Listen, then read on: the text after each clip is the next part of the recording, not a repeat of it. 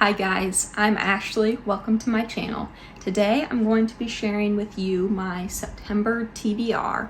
I have a couple of books from my local library and then a few of them from my own physical TBR. I know we're a little ways into September already, but I still wanted to share this with you all. So grab yourselves a treat or a drink and let's get started.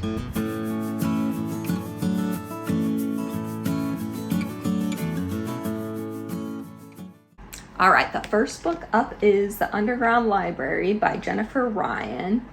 And this one I got from my local library. I was just about up to the counter, ready to leave with my one book, and this caught my eye sitting on the shelf. I thought it has the perfect fall cozy vibes, and anything set in a library sounds good to me. So it is historical fiction. I'm not sure if it's clean or not, but it is not Christian fiction. I do know that much. So the inside cover says, when the new deputy librarian, Juliet Lansden, finds that Bethnal Green Library isn't the bustling hub she's expecting, she's determined to breathe life back into it.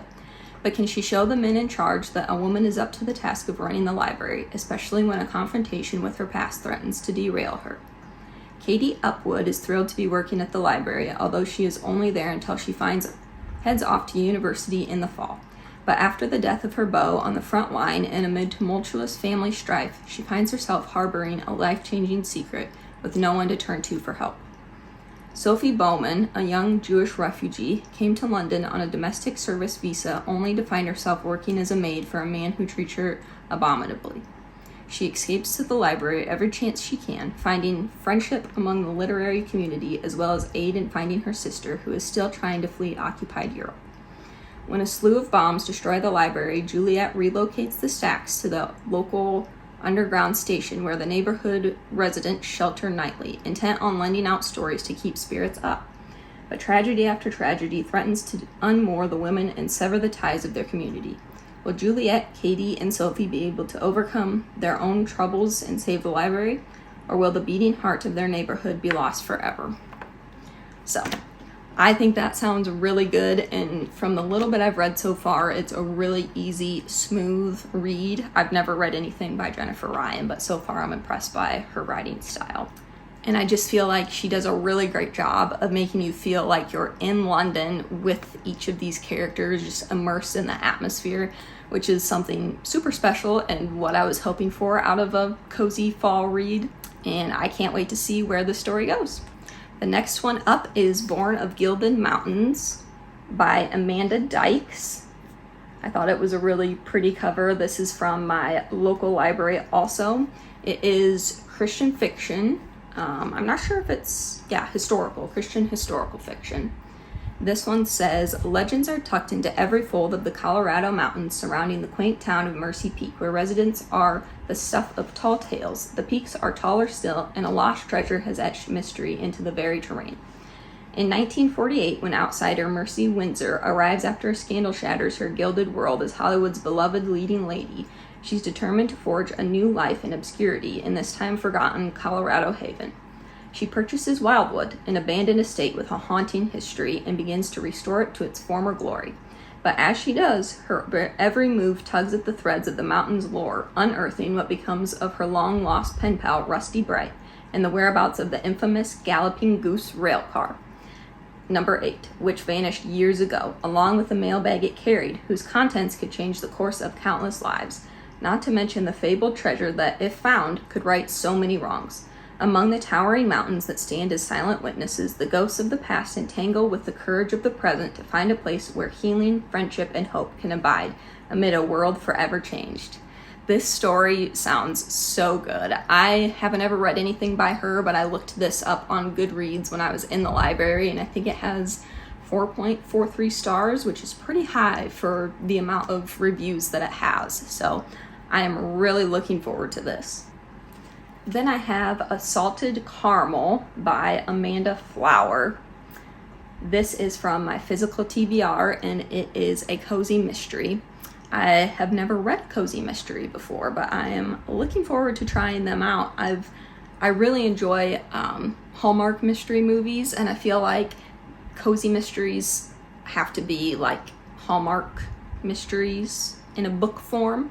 Let me know in the comments below if you've read cozy mysteries and if you would agree to that comparison. I know there's different levels of whether they're spicy or not, but I feel like the clean cozy mysteries have to be pretty comparable to a Hallmark movie mystery, but we'll see.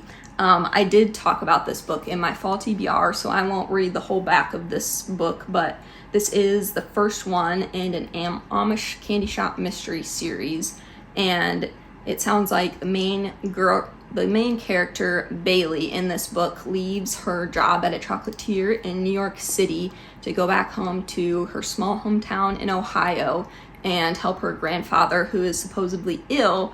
But when she gets there, she finds out that he's really not that ill to begin with. So I feel like the grandparents were trying to bring her back there for a different reason, but we don't really know why.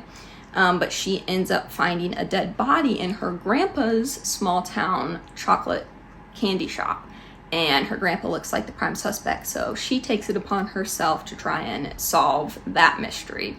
So I am really intrigued to see how this all plays out. I can never figure out who the murderer is in Hallmark movies before it happens. I always have 50 guesses and none of them are right. So we'll see if that's the same for this, or if maybe I can guess who did it before the last page. We'll see. Next up, we have Just Don't Fall by Emma St. Clair. This is a clean sports romance, and it is the first book in the Sweater Weather series.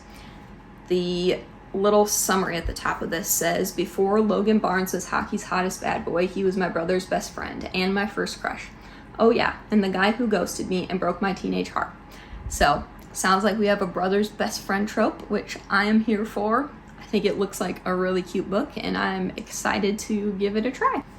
The last one that I have for my September TBR is Beyond Ivy Walls by Rachel Fordham, and I am very excited to read this book. It is a Christian historical fiction. It's from my physical TBR, and I absolutely love Rachel Fordham's writing. This is her newest release, and I gave her last newest release 5 stars. That was The Letter Tree. So I'm very much so looking forward to this. Oh, the little snippet at the top here says, "Reminiscent of Beauty and the Beast, a recluse and a young woman discover that the scars of life are no match against an act of love."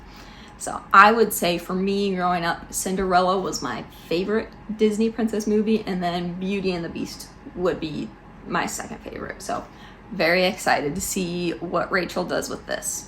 All right, those are all the books on my September TBR. We'll see if I maybe get to a few more, but the month has already started and I had just finished up one other book, and so I just don't see, there's some bigger books here, so we'll see if I get to any more. But thank you guys so much for watching. It means a lot to me. Don't forget to like and subscribe, and I'll see you in the next video. Bye.